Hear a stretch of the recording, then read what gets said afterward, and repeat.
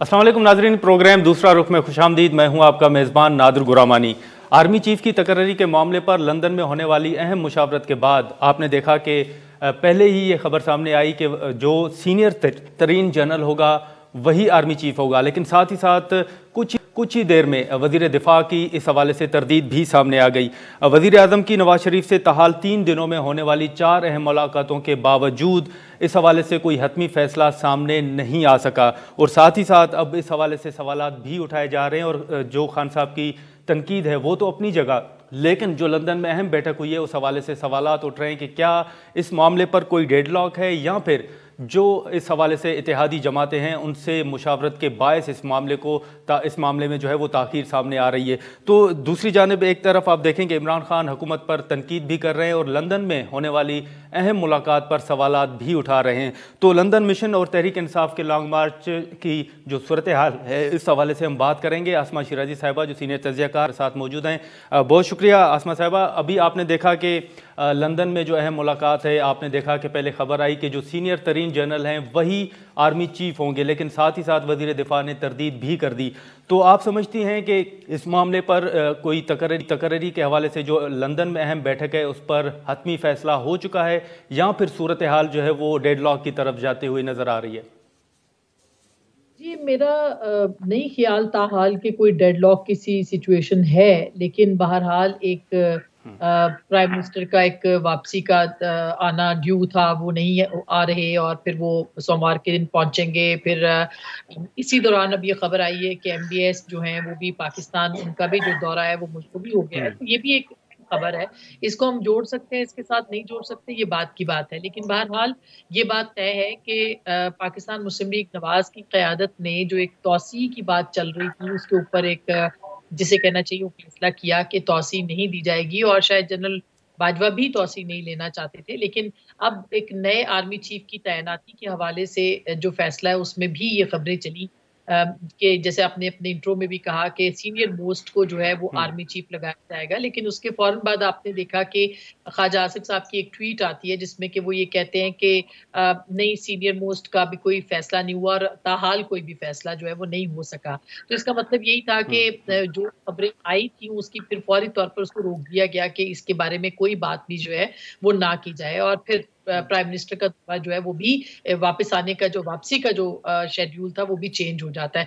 तो ये सारी चीजें एक दूसरे के साथ इंटरकनेक्टेड हैं। जो हमारी इत्तलात हैं वो यही है कि पाकिस्तान मुस्लिम लीग नवाज की जो क़यादत है, और खास करके मियां नवाज शरीफ वो सीनियर मोस्ट जो है उन्हीं को लगाना चाहते हैं, मेरिट पे भी वही बनते हैं, और चूंकि मेरिट की बात ज्यादा हो रही है तो लिहाजा मुनासिब भी यही होगा कि जो सीनियर मोस्ट है उनको ही जो है वो आर्मी चीफ लगाया जाए। दूसरी जानिब जो उनके इत्तेहादी है जिनके साथ उनकी एक बाकायदा मुशावरत होगी और हो रही है, उसके ऊपर भी कहा यह जा रहा है कि आसिफ जरदारी साहब जो हैं उनके उनके बारे में बात की जा रही है कि शायद वो चाहते हैं कि उनकी कोई पसंद का आर्मी चीफ हो। तो हमारी इत्तलात ऐसी नहीं है कि वो किसी किस्म का कोई आर्मी चीफ अपनी पसंद का चाह रहे हैं। सिर्फ ये है कि मुशावरत जरूर की जा रही है, बहुत सारे मामलात के ऊपर बात जरूर की जाएगी, आने वाले दिनों में भी बात की जाएगी, लेकिन ये गोली सोली ये प्रेरोगेटिव जो है वो प्राइम मिनिस्टर पाकिस्तान का है, आईनी तौर पर, कानूनी तौर पर। सो अब ये मामला जो है, जो कि कल ऐसे लगता था कि थोड़ी देर में अनाउंस हो जाएगा कि नए आर्मी चीफ कौन है, अब ऐसे लगता है कि 2-3 दिन आगे तक ये मामला जो है वो चला गया है, और इसके ऊपर जो है वो आइंदा चंद दिनों में शायद कोई बहुत डिसाइसिव किस्म की सूरत सामने ना आ पाए, जिस तरह की सिचुएशन इस वक्त लग रही है। तो आपने देखा कि लंदन में जो मीटिंग हुई उसमें भी ये खबरें सामने आई, जो खान साहब का सबसे बड़ा मुतालबा है कि कबल अज़ वक्त इंतखाबात की तारीख दी जाए। तो नवाज शरीफ साहब ने भी कह दिया है कि कबल अज़ वक्त इंतखाबात की तारीख नहीं दी जा सकती। जो जब हुकूमत ने, नवाज शरीफ साहब ने वाज़ेह जवाब दे दिया है, तो फिर आपकी क्या अंडरस्टैंडिंग है कि क्या खान साहब फिर भी कुछ कुव्वतों की तरफ देख रहे हैं, या फिर भी वो पुरुमीद हैं कि कोई सूरत हाल ऐसी बन सकती है? देखिए, खान साहब ने एक लॉन्ग मार्च जो प्लान किया था वो कहा तो यही था कि वो अर्ली इंतखाबात के लिए ये लॉन्ग मार्च करें, लेकिन फिर आपने देखा कि बीच में ये मुतालबा गायब हो गया, और कल से वो अब तक जो है वो आर्मी चीफ की मेरिट पे तैनाती के हवाले से बात कर रहे हैं, वो लंदन के फैसलों के ऊपर बात कर रहे हैं। इसके अलावा हमें कोई इंतखाबात का और बहुत जल्द इंतखाबात का मुतालबा जो है वो सामने फौरी तौर पर नजर नहीं आ रहा। यही वो शायद लॉन्ग मार्च की बुनियादी वजह भी बताई जा रही थी, जो कि आर्मी चीफ की तैनाती के इर्द गिर्द ही ही घूम रही थी। इसके अलावा ये कोई और लॉन्ग मार्च का मकसद या हदफ जो है वो हमें नजर नहीं आ रहा था। तो अब जो हुक्मरान इत्तेहाद है वो इस बात के ऊपर है और इत्तेहादी भी इस बात के ऊपर कन्विंस्ड हैं कि हमने इतने मुश्किल फैसले किए हैं, इतने हम अवाम में अनपॉपुलर हो गए हैं, इतनी बुरी मईशत हमें मिली, हम उसमें लोगों को लेके आए हैं अपने पास, हमारे पास आने का, यानी इस वक्त भी अगर देखा जाए तो एक गैर मकबूल हुकूमत है, लेकिन उसके बावजूद हुकूमत इस वक्त पाकिस्तान को और रियासत को बचाने के लिए उनका कहना यह है कि हम घर नहीं जा रहे, सिर्फ इसलिए बचा रहे हैं कि ये चीजें जो है वो सही तरीके से सब में आगे चली जाएं।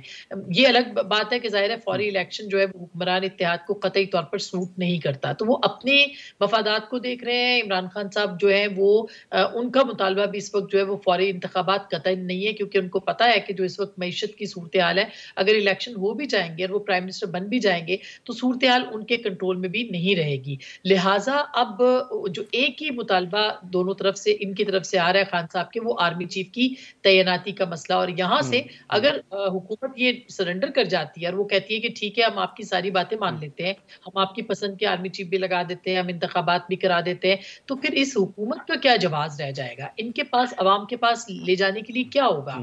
क्या इनको एक अखलाकी तौर पर शिकस्त नहीं होगी? और इसी पे नवाज शरीफ साहब जो है उन्होंने ये फैसला किया है कि हम कतई तौर पर जो है वो इमरान खान साहब की डिमांड्स के मुताबिक अपने मुल्क को नहीं चलाएंगे, क्योंकि फैसले और मुश्किल फैसले जो हैं वो इस इत्तेहाद ने किए हैं। सो ये बात तो तय है नादिर के लगता नहीं है कि हुक्मरान इत्तेहाद अगली इंतखाबात पे मानेगा, और ये भी नहीं लगता कि हुक्मरान इत्तेहाद जो इमरान खान साहब के आर्मी चीफ से मुतालिक मुख्तलिफ मुतालबे हैं उनके ऊपर भी वो उसको भी वो तस्लीम करेगा। तो अब ऑप्शन क्या रह जाएगी, ये एक अहम सवाल होगा। पिंडी आने का फैसला इमरान खान साहब कर चुके हैं, उनको पिंडी आना है। पिंडी आके वो क्या नैरेटिव लेके आएंगे, वो किस तरह से क्या बात करेंगे, ये एक अपनी जगह पे अहम मामला है जिसको देखना पड़ेगा। लेकिन उसके साथ साथ जो प्रश्न है उनकी फेस सेविंग जो अब लॉन्ग मार्च के बाद होगी, वो क्या लॉन्ग मार्च के बाद के मुतालबात के सूरत में होगी, ये पिंडी आने पे पता चलेगा। लेकिन ताहाल जो एक कहा जा रहा था कि टर्न अराउंड हो जाएगी पूरी सिचुएशन, लोगों का अवाम इतने निकलेंगे, वो अभी तक मैं कल की बात नहीं कर रही, वो अभी तक उसमें कोई खास कामयाबी इमरान खान साहब को नजर नहीं आ रही। नहीं, लेकिन अगर हदफ खान साहब का आर्मी चीफ की तकर्री था तो फिर ये कहा जा सकता है कि इमरान खान के रावलपिंडी पहुंचने से पहले अगर हुकूमत ऐलान कर देती है आर्मी चीफ की तकर्री से मुतल्लिक या नाम सामने आ जाता है, तो क्या फिर भी खान साहब पिंडी या इस्लामाबाद पहुंचेंगे, लॉन्ग मार्च पहुंचेगा, या फिर आप समझती हैं कि सूरत हाल तब्दील हो जाएगी? ये एक दिलचस्प सवाल है और ये जरूर देखना पड़ेगा कि फिर उस वक्त इमरान खान साहब की स्ट्रेटजी क्या होगी। आर्मी चीफ की तैनाती के बाद क्या वो एक्सेप्ट कर लेंगे या वो कंट्रोवर्शियल करेंगे, आर्मी चीफ को कंट्रोवर्शियल करेंगे, क्योंकि वो अभी से ये कहना शुरू हो गए कि इनके पास ये इख्तियार नहीं है कि वो आर्मी चीफ जो है वो लगाते हैं या कि वो आर्मी चीफ को मेरिट पे लगाए, इनके पास इख्तियार नहीं। दूसरी तरफ उनके पास ऑप्शंस क्या है? उनके पास ऑप्शन ये है कि सदर मुमलिकत उनके हैं जिन्होंने फाइनल समरी पे दस्तखत करने हैं, या फिर वो कोर्ट में जा सकते हैं, वो तैनाती को चैलेंज कर सकते हैं। ये सारे वो लीगल ऑप्शंस हैं जिनको कि वो इस्तेमाल कर सकते हैं। और यही देखना होगा कि आखिरी जो चीज होगी वो बहुत सारे मामलात के ऊपर वो ऑलरेडी सुप्रीम कोर्ट में हैं, तो क्या वो इस मामले के ऊपर भी सुप्रीम कोर्ट में जाएंगे अगर उनकी पसंद की तैनाती जो है वो नहीं होती। और ये भी बदकिस्मती है नादिर के इस मुल्क के है, वो सारी सियासत इस वक्त सिर्फ एक तैनाती के इर्द गिर्द घूम रही है। यानी कि इतना बड़ा मसला, इतना पाकिस्तान वज़ीर आज़म को मुंतखब करना मसला नहीं होता जितना कि ये बड़ा मसला बन गया है। जी, लेकिन इस सारी सूरत हाल में अगर आप देखें कि बैकडोर राब्ते जो हैं उनकी खबरें भी सामने आ रही हैं, तो अगर सियासतदान एक दूसरे से राब्ता नहीं कर रहे तो पहला तो सवाल ये बनता है कि फिर राब्ते कौन कर रहा है। और दूसरी बात ये कि अगर बैकडोर राब्ते होते भी हैं या हो भी रहे हैं तो इसका मतलब है कि खान साहब को कुछ न कुछ दिया तो जा रहा है या दिया जाएगा। जी, इसमें हमने देखा है कि सदर मुमलिकत जो है वो काफी सरगर्म नजर आए हैं। वो हाल ही में जो गए थे अयादत के लिए इमरान खान साहब की, तो उसमें भी वो कोई पैगाम लेके गए थे। तो ये बातचीत, ये दरवाजे तो बंद नहीं होते और होने भी नहीं चाहिए, मगर बदकिस्मती सिर्फ ये है कि इमरान खान साहब ने ये दरवाजे सिर्फ इस्टेब्लिशमेंट के लिए खोले हैं, उनके सियासी किरदार के लिए खोले हैं।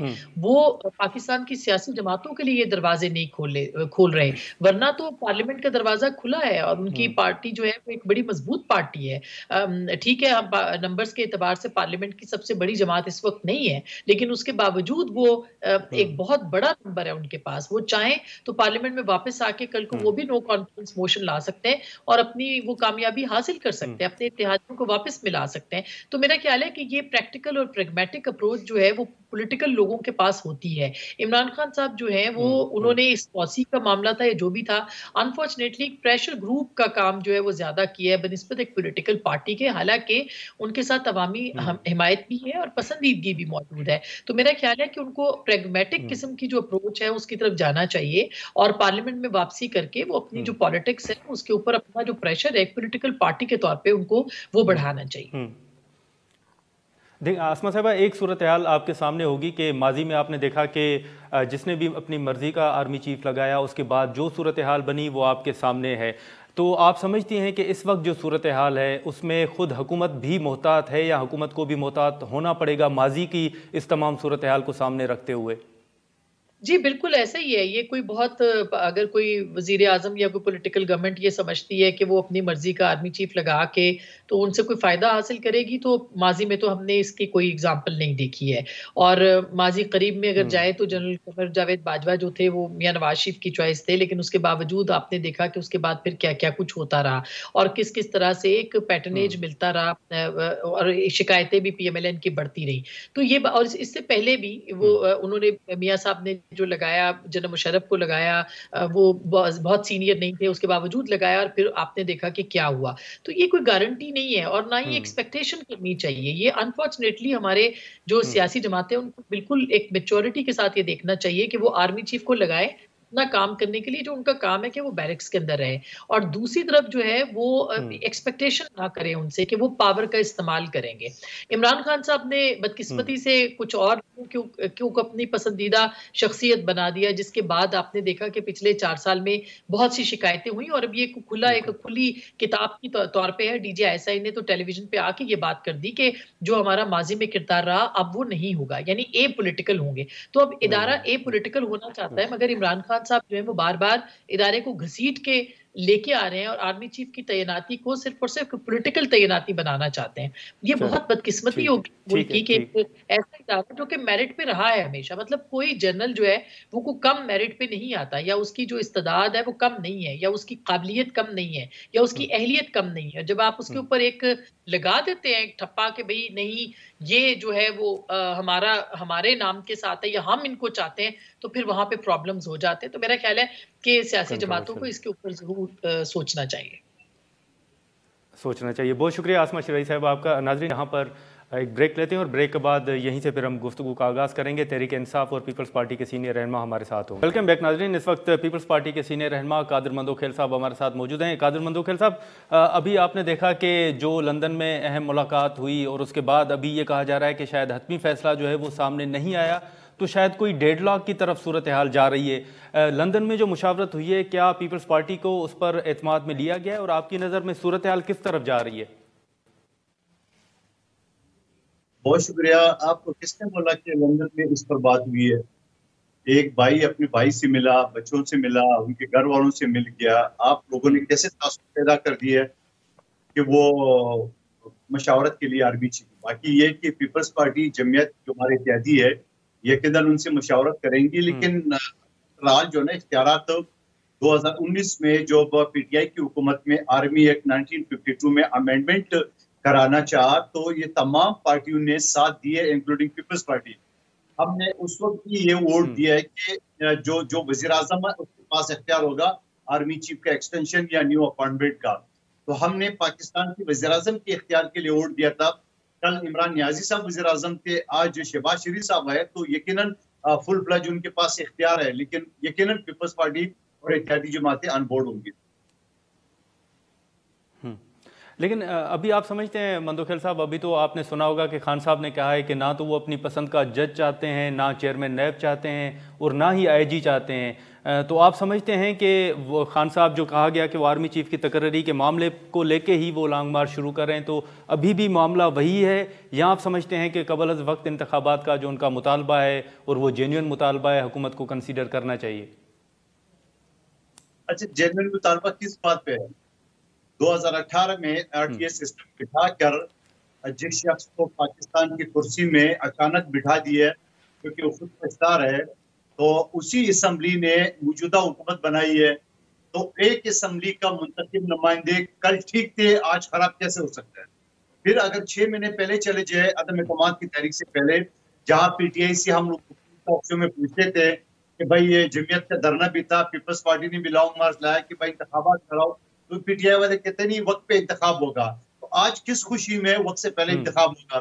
13 अगस्त 2023 असम्बली का टेनोर पूरा हो रहा है। मैं आपको तारीख दे रहा हूँ, उसके बाद आएगी निगरान हुकूमत। तो आप मुझे बताओ, इस वक्त सूरत में सिंध पानी में डूबा हुआ है, बलूचिस्तान का हालात बदतर है, जनूबी पंजाब के कई जिले मुतासिर है, पुख्तनख्वा के कई जिले मुतासिर है। तो आप समझ रहे कि इस वक्त पाकिस्तान में इलेक्शन की काबिल है, क्योंकि इस शख्स ने जो पाकिस्तान की खंदके खोदी थी, पाकिस्तान की बुनियादें हिलाई है, पाकिस्तान को श्रीलंका और 3 टुकड़े के नापाक ख्वाब देखे। तो आप समझ रहे हो कि ऐसे सूरत हाल में जो मैशत हमारी मुकम्मल बैठ गई है, और अल्हम्दुलिल्लाह बिलावल भुट्टो जरदारी साहब की कामयाब फॉरेन पॉलिसी से FATF से पाकिस्तान का नाम निकल गया।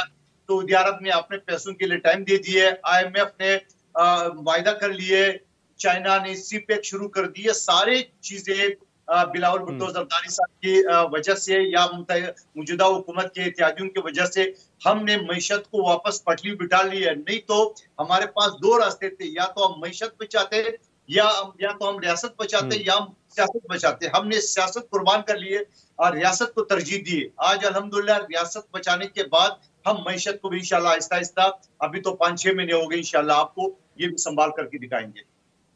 लेकिन मंदोखेल साहब, आप देखें कि तहरीक अदम एतमाद से पहले तो ये पीपल्स पार्टी का भी मुतालबा था, PDM का भी मुतालबा था कि असेंबलियां तोड़ी जाएं और इंतखाबात की तरफ जाया जाए। तो उस वक्त तो आप भी यही मुतालबा कर रहे थे जो खान साहब आज कर रहे हैं। आपकी बात दुरुस्त है। मैं तो आपकी बात सवाल से पहले ही मैंने अर्ज कर चुका हूँ कि जब कल हमारा मुतालबा नहीं माना, तो आज उनको मुतालबा हम क्यों मानेंगे? आप मुझे बताओ, मैं आपसे एक बात करूं, आप नहीं मानेंगे, वही बात मैं आपसे कल करूंगा तो आप बोलेंगे कल आपकी बात मेरी बात नहीं मानी, आज क्यों मानूंगा? और दूसरी बात, ये मंतक क्या है, क्यों इलेक्शन कराया, क्या वजह है? क्योंकि ये पॉपुलर हो चुका है, इस वजह से। और अगर इस तरह पॉपुलर या इनके पास क्राउड है या शेयर, ये लॉन्ग मार्च तो नहीं है। लॉन्ग मार्च तो पीपल्स पार्टी का था, जहां 10 दिन 10 रात हमने सड़कों पे गुजारे हैं, हमने टेंट सिटी में रातें गुजारी है, और हमने एक गमला नहीं तोड़ा। हम ऐन अपनी कमिटमेंट के मुताबिक बिलावल साहब आए, अदम एतमाद की तहरीक पेश की और हम घर चले गए। और ये शख्स जो 5 बजे एक म्यूजिक का कंसर्ट शुरू होता है और 7 बजे खत्म होता है, उसके बाद ये घरों को तो जाते हैं और फिर अगले दिन फिर आते हैं, फिर उसमें गैप आता है, तो उसको आप लॉन्ग मार्च तो नहीं कह सकते हो। ये गली गली मोहल्ले जलसे तो आप कह सकते हो, मगर लॉन्ग मार्च नहीं कह सकते। तो चलो लॉन्ग मार्च भी कह दे।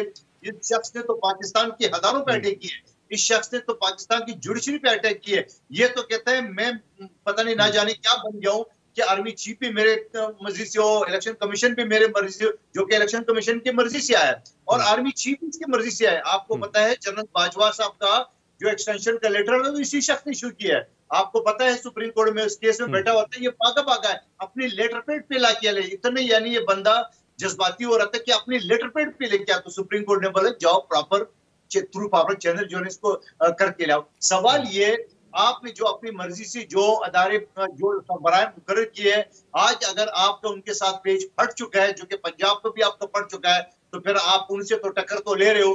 तो ये पंजाब का वजीर आला, आपका वजीर दाखिला, ये काबीना आपकी मजे किस बात की लूट रहे हैं? जब आपकी FIR वो नहीं काट सके, उसके बाद उससे ज्यादा तो कोई बात नहीं हो सकती है। और फिर मैं ये कहूंगा कि FIR न काटना भी शख्स को सूट करता है। जनाब ठीक है मंदोखेल साहब, आप लाइन पर ही रहिएगा। यहाँ पर एक शॉर्ट ब्रेक लेते हैं और ब्रेक के बाद हम यहीं से गुफ्तगू का आगाज़ करते हैं। वेलकम बैक नाजरीन। कादिर मंदोखेल साहब और तहरीक इंसाफ के सीनियर रहनुमा बैरिस्टर गौहर खान साहब भी हमारे साथ मौजूद हैं। बैरिस्टर गौहर खान साहब, अभी आपने देखा कि जो लंदन में मीटिंग हुई, तहरीक इंसाफ उस पर बड़े सवालात उठा रही है। तो आप नहीं समझते कि अगर साबिक वज़ीर आज़म से वज़ीर आज़म मुलाकात कर रहे हैं और मुशावरत हो रही है, तो इसमें क्या हर्ज है या इसमें क्या ख़राबी है आपकी नज़र में? नादिर साहब, मेरा ख्याल है कि न सिर्फ ये कि PTI इस पे इतराज़ उठाएगी और उठानी चाहिए, बल्कि मैं तो कहता हूँ कि सारे पाकिस्तानी सिटीजन्स को इस पे ऑब्जेक्शन उठानी चाहिए, सारी लीगल फ्रेटर्निटी को इस पे ऑब्जेक्शन उठानी चाहिए, और जितने भी मुहिब वतन पाकिस्तानी उस पे ऑब्जेक्शन उठानी चाहिए। मैं आपको कहूँ कि ये पाकिस्तान में एक अपॉइंटमेंट है जो सबसे अहम है, और ये एक आईनी ओहदा है और आईनी तकाजा है, क्योंकि ये इस किस्म का है कि इसमें मशावरत की भी कोई गुंजाइश नहीं है। ये आल दो वज़ीर आज़म की सवाबदीद है, और हमारा तो यही PTI का और खान साहब का यही मौक़िफ़ रहा है कि मौजूदा हुकूमत सिरे से अपॉइंटमेंट ना करे। बट जहाँ तक मशावरत की बात है तो आइन के आर्टिकल 48 में कहीं भी नहीं लिखा हुआ कि आप जाकर के एक अपने फैमिली मेम्बर से जाके मशावरत कर ले। वो जिस सूरत हाल में या जिस तरह को कन्विक्ट हुए हैं, इन चीज़ों को सारे बलायताक रखते हुए भी किसी सूरत में इस किस्म की मशावरत की इजाज़त नहीं है। तो मेरा ये ख्याल है ये बिल्कुल गैर आईनी और गैर कानूनी काम वज़ीर आज़म ने किया है, और स्पेशली कि उसके साथ वज़ीरी दिफा भी है और वो बड़ी खुशी से साथ कह रहे हैं कि हमने मशावरत की और हम तो कर सकते हैं, एज़ इफ कि ये आईनी और कानूनी काम है और जिसके लिए ये गए हुए हैं। आर्टिकल 48 में किसी इस किस्म की मशावरत की इजाज़त नहीं है, और जो ये अपॉइंटमेंट है जो आर्टिकल 243 के मुताबिक है, जो वज़ीर आज़म के एडवाइस पे सदर ने करना है, इसमें तो सिरे से गुंजाइश ही नहीं है। तो ये मैं समझता हूँ कि बहुत गैर आईनी काम किया गया है, और ये उसने अपने ओथ की भी वायलेशन की है। तो मंदोखिल साहब, आज आपने सुना होगा कि जैसे मैंने पहले भी कहा कि वो कहते हैं कि ना, खान साहब कहते हैं कि ना मैं IG अपनी पसंद का चाहता हूँ, ना जज चाहता हूँ, और ना ही चेयरमैन नैब। तो आप समझते हैं कि जो अब लॉन्ग मार्च है वो 1 पॉइंट एजेंडा ही है लॉन्ग मार्च का, कि कबल अज़ वक्त इंतखाबात की तारीख दी जाए, यहाँ सूरत हाल जो है वो उस तरफ जाए? किस खुशी में कबल अज़ वक्त इंतखाबात की तारीख दी जाए? आज से 6 महीने पहले जब तमाम मौजूदा हुकूमत के जो उस अपोजिशन में थे ये कहते थे कि अर्ली इलेक्शन कराओ, तो ये कहते थे इलेक्शन वक्त पे होगा, तो आज वक्त के बगैर कैसे होगा? आप बेफिक्र हो जाए। मंदोखिल साहब, वो खान साहब कहते हैं कि आपने उनके अरकान को खरीदा है, फिर ये इम्पोर्टेड हुकूमत है। खान साहब तो ये इल्ज़ाम लगाते हैं आप पर। अच्छा, तो ये वकील साहब बैठे हुए, बैरिस्टर साहब, आर्टिकल 95 सब क्लास 1 के तहत अदम एतमाद की तहरीक का ऑप्शन है आइन में कि नहीं है? और यही ऑप्शन बेनज़ीर भुट्टो के खिलाफ इस्तेमाल हुआ, नाकाम हुआ। यही ऑप्शन शौकत अजीज साहब के खिलाफ हुआ, नाकाम हुआ। यही ऑप्शन बलूचिस्तान की 2 हुकूमत जाम कमाल की और सनाला ज़ेरी साहब की कामयाब हो गए, और वो वफाकी हुकूमत पे कामयाब हो गए। तो ये कौन सी आइन की खिलाफ वर्जी है? मौजूदा हुकूमत जो बैठी हुई है, प्राइम मिनिस्टर जो बैठा हुआ है, या काबीना है या हुकूमत की फंक्शनरी है, तो ये आइन के मुताबिक है। नहीं तो बैरिस्टर साहब मुझे बता दिए गैर कानूनी गैर आईनी है। आपकी इम्पोर्टेड से क्या बनता है? आपकी वो पर्ची तो झूठ निकली, और फिर ये बताओ कि आपके पंजाब की हुकूमत जो है ना, जो रात 12 बजे अदालत खुल गई है और पिटीशन बाद में आ गई, रोज दीवारे पलांग के पहले चले गए, वो कौन सी जापान की साजिश थी या चाइना की साजिश थी, वो भी बता दे। आपकी वो बेबस हुकूमत जिसका एक FIR आप नहीं काट सकते थे, वो हुकूमत से आप चिपक के बैठे हो। जिसको आप कल डाकू कहते थे, आज आपका वजीर आला है, वो आपकी बात नहीं मान रहे। आपका वजीर दाखिला पंजाब आपके FIR नहीं काट सके, तो आप बताओ कि आप क्यों चिपके हो हुकूमत से? आप निकल आओ। और फिर मैं एक चीज ये कहना चाह रहा हूँ, जिस तरह ये आर्मी चीफ के अपॉइंटमेंट से दस्तबरदार बकौल आपकी ओर है, जिस तरह ये इलेक्शन कमिश्नर की उसे हो रहा है, जिस तरह बाकी चीजों से, और आप यकीन करेंगे इसी तनख्वाह पे ये 13 अगस्त 2023 तक काम करेंगे, और ये बोलेंगे खुदा का वास्ता मेरे को थोड़ा सस्ते रह जाए, आप 13 अगस्त की बजाय 12 अगस्त को असेंबली खत्म कर दे। आप यकीन करेंगे मौजूदाओं को नहीं मानेंगे। हमने रियासत बचाया अपनी सियासत को दाव पे लगा के।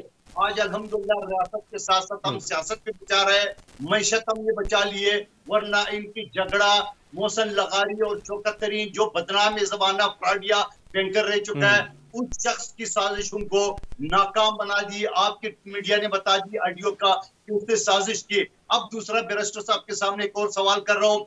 एक तो जो होता है दहशतगर्दी, एक होती है लाकानियत। ये बताओ ये मुल्क दुश्मनी की डिफिनेशन क्या ये शौकत तरीन झगड़ा और मोहसिन लगारी की गुफ्तगू मुल्क दुश्मनी नहीं है? कि वो ये कहता है कि हम IMF के साथ कोई उसकी रिकवरी नहीं करेंगे। यानी आप इंटरनेशनल मुआहदा जो हुकूमत पाकिस्तान ने किया या आपकी हुकूमत ने किया, आज आप उसकी वायलेशन कर रहे हो, तो इसका सजा या उसका जुर्म मुल्क दुश्मनी और गद्दारी नहीं है, तो और क्या है? बैरिस्टर साहब, आप समझते हैं कि ये जो एक आईनी ऑप्शन था जो मौजूदा हुकूमत ने इस्तेमाल किया उस वक्त, और खान साहब को हटाया गया एक आईनी तरीके से, क्या सारी दुनिया ने नहीं देखा कि सबसे पहले इन्होंने PTI के मैने को तोड़ा, उनको लेके गए, वो सिंध हाउस में रखते हैं सारा, वहां से लोगों ने ड्रोन कैमरों से देखा, वो वहां बैठे हुए हैं। फिर मीटिंग हो रही है, हेयरिंग हो रही है, वहां पर आ जाते हैं, सारी कंस्पेरेसी बनती है, फिर लेके आ जाते हैं। ये तो पूरी दुनिया ने देखा कि किस तरीके से हुकूमत को हटाया गया।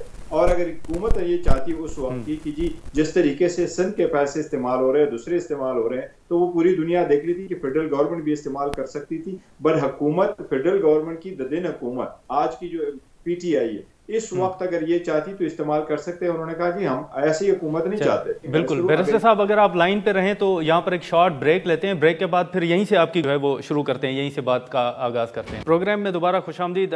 बैरिस्टर साहब, अभी आप देखें कि जो पंजाब में हुआ, जो एक वाक़या पेश आया, उसके बाद जो आप पर तनकीद हो रही है, क्या वो जायज़ नहीं कि वफाकी हुकूमत को तो आप तनकीद का निशाना बनाएं ही, वो अपनी जगह, लेकिन सूबे में तो आपकी अपनी हुकूमत थी, तो वहाँ भी हमने देखा कि यहाँ जो आप पर तनकीद हो रही है हुकूमत की जानिब से, वफाकी हुकूमत की जानिब से, कि आप अपनी ही आपकी सूबे में हुकूमत है, लेकिन वहाँ पर आप एक तरह से बेबस समझें कि वो नज़र आए, तो ये तनकीद आप पर जायज़ नहीं है कि सूबे में आपकी हुकूमत है और आप FIR नहीं कटवा सके, सुप्रीम कोर्ट को जो है वो मुदाखलत करनी पड़ी? देखिए, इसी बात का तज़किरा खान साहब ने अपने प्रेस कॉन्फ्रेंस में भी किया, और जब एड्रेस कर रहे थे लॉन्ग मार्चर्स को तो उनमें भी उसका तज़किरा किया कि हुकूमत तो हमारी है, बट कहाँ से कंट्रोल हो रही है और कौन है जो ऐसे मुक़्तदर हल्के हैं जो वाइटल डिसीजंस को मॉनिटर कर रहे हैं।